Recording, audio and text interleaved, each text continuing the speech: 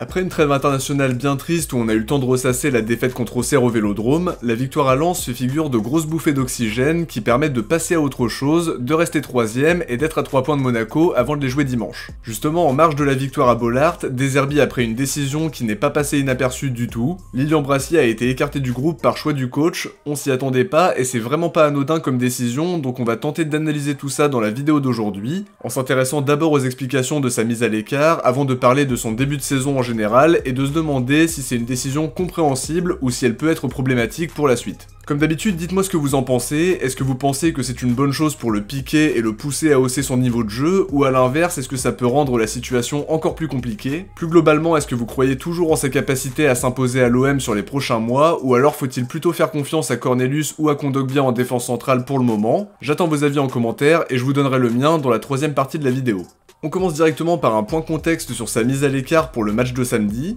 Alors je sais pas vous, mais moi ça m'a beaucoup surpris de pas le voir dans le groupe malgré ses difficultés évidentes. Au départ je pensais à une blessure, à une petite alerte physique, une gêne, mais rapidement Karim Attab a expliqué que c'était un choix du coach et c'est là que ça devient plus interpellant. En plus on n'a pas l'embarras du choix en défense centrale, c'est important de le rappeler, Cornelius n'était pas là, Meïté ne joue jamais et Balerdi venait tout juste de rentrer de sélection sans avoir pu s'entraîner avec ses coéquipiers. En tout cas, le malheur des uns fait le bonheur des autres et c'est un choix qui a permis à Ronny Mimbaeng de faire sa première apparition dans le groupe pro alors qu'il est remplaçant avec la réserve, mais a priori son profil polyvalent plaît à De Zerbi étant donné qu'il est latéral gauche mais qu'il peut aussi jouer en défense centrale. Pour revenir à Brassier, plusieurs médias ont tenté d'expliquer sa mise à l'écart, RMC nous dit que De Zerbi l'a trouvé en difficulté pendant la semaine à l'entraînement et qu'il a préféré ne pas le convoquer pour cette raison-là. Ça pourrait être le cas pour d'autres joueurs à l'avenir parce qu'il a expliqué aux joueurs qu'il prendrait l'état de forme de chacun comme principal critère de sélection pour composer son groupe, et c'est plutôt logique. À côté de ça, un proche de Brassier a confié à la Provence qu'il montrait généralement de super choses à l'entraînement, mais qu'il était méconnaissable le week-end.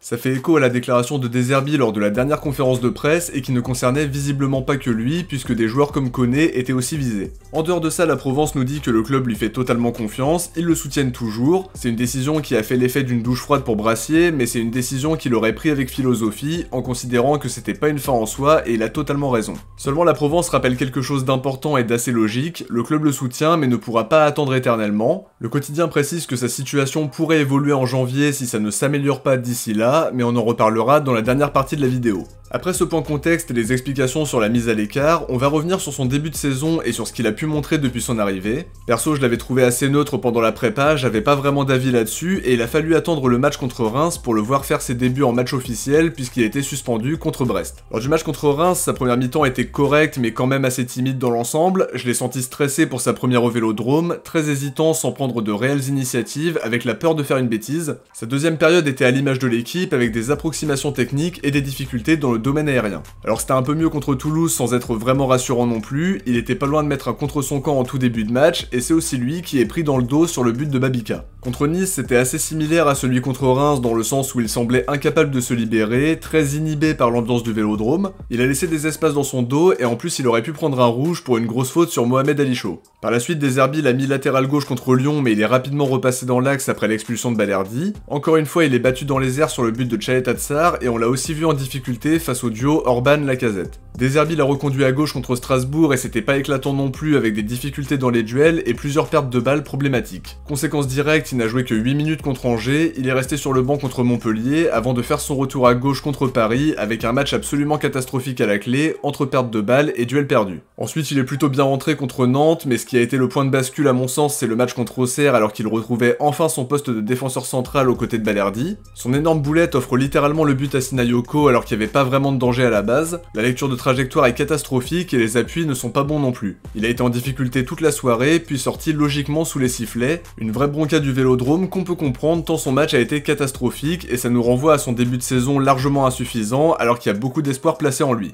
Si on veut faire le bilan de ses premiers mois à l'OM, la première chose que je veux relever, c'est qu'on attend toujours un match référence, et même juste on aimerait voir un match régulier sur 90 minutes, ce qui n'a toujours pas été le cas jusqu'à présent. Pour sa défense, le poste de latéral gauche ne l'aide pas beaucoup, je pense qu'il peut y jouer ponctuellement pour dépanner, mais c'est pas une solution viable sur le long terme à mon sens. Il est aussi victime du bon début de saison de Cornelius, qui est l'une des surprises du mercato parce que c'est un joueur fiable qui apporte beaucoup. Kondogbia apporte aussi plus de garanties à De Zerbi alors que c'est pas son poste naturel. Brassier a besoin de continuité dans le temps de jeu, mais ça suppose de faire des prestations cohérentes, et jusqu'à présent, on n'y est pas. Il doit prouver à son coach qu'il mérite d'être titulaire indiscutable aux côtés de Balerdi, et c'était ce qu'on imaginait à son arrivée, une hiérarchie claire en défense centrale avec un socle Balerdi-Brassier et Cornelius Meïté sur le banc. Maintenant, je préfère qu'il n'y ait pas de statut et que les meilleurs soient alignés, c'est ce qui me semble le plus juste, ça doit se faire au mérite dans le sport. On a surtout vu un défenseur en manque de confiance dans l'aspect défensif et qui ne prend pas suffisamment d'initiative non plus. On le voit à son langage corporel et à ses expressions de visage qu'il n'est pas encore à l'aise et qu'il subit la pression plutôt que d'être galvanisé. C'est normal parce qu'il découvre une pression bien différente de celle qu'il a connue à Brest, j'ai souvent l'impression qu'il joue la peur au ventre, qu'il a du mal à s'adapter à la pression du Vélodrome, et c'est visiblement pas qu'une impression puisqu'il travaille activement avec son préparateur mental qui est le même que celui de Léon Marchand, donc quelqu'un qui a fait ses preuves.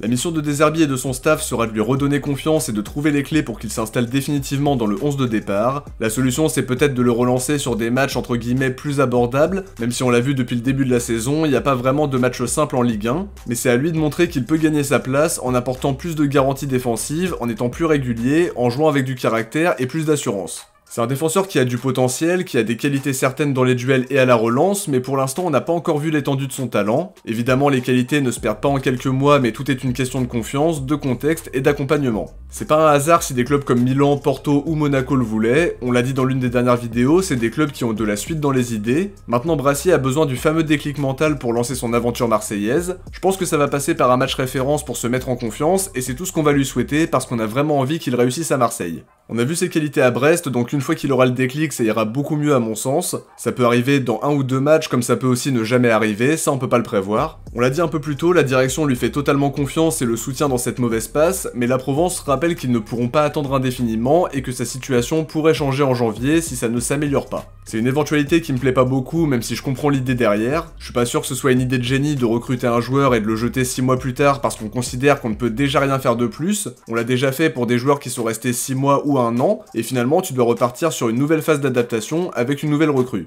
On sait que De Zerbi a poussé pour que Brassier vienne à l'OM cet été, donc je le vois pas le mettre à la porte cet hiver, ça me semble totalement incohérent. En plus, Benassi a expliqué qu'il faisait confiance aux joueurs en juillet et que ça n'a pas changé aujourd'hui, même si tout n'a pas été parfait. En plus, c'est pas un petit investissement parce qu'il a été recruté en prêt avec option d'achat obligatoire de 12 millions d'euros, donc c'est vraiment pas anodin. On le sait aussi, l'adaptation c'est pas forcément immédiat, on a pu le voir avec Balerdi qui a vécu plusieurs saisons très compliquées avec une pluie de critiques et qui a réussi à s'en relever. Alors évidemment, on va pas aligner Brassier à chaque match si ses performances sont catastrophiques, mais il faut lui laisser plus de temps pour s'adapter et on pourra faire un vrai premier bilan à la fin de la saison pour voir comment les choses auront évolué d'ici là. J'attends aussi de De Zerbi et de son staff qu'ils trouvent la clé pour le mettre en confiance, pour le relancer, et évidemment, si dans quelques temps rien n'a changé, on pourra vraiment se poser des questions. À l'heure actuelle, il y a déjà des inquiétudes parce qu'il n'a pas de bons matchs à son actif, ça on peut l'entendre et je pense qu'on est tous d'accord là-dessus, mais on sait aussi que l'instabilité ne nous a pas aidés sur les dernières saisons. Pour autant, je reste convaincu qu'il nous faut un défenseur central de très haut niveau, une sorte de Greenwood, Højbjerg ou de Rabiot mais en défense centrale pour passer un palier supplémentaire, mais ce sera l'un des chantiers des prochains mercatos. D'ici là, on espère que Balerdi et Brassier formeront un duo solide qui pourra devenir incontournable au fil des semaines, mais ça ne dépend que d'eux. Brassier doit aussi se servir de la concurrence pour monter en puissance, quand elle est saine ça tire tout le monde vers le haut, et on espère qu'il saura s'en nourrir comme il faut. Après, pour répondre au titre de la vidéo, je pense que sa mise à l'écart contre Lens peut être à double tranchant, c'est un choix fort qui permet à De Zerbi de faire passer un message clair, ça peut le galvaniser comme ça peut le mettre un peu plus au fond du trou, là où ça me rassure quand même c'est que la raison de sa mise à l'écart semble plutôt bienveillante du point de vue de De Zerbi.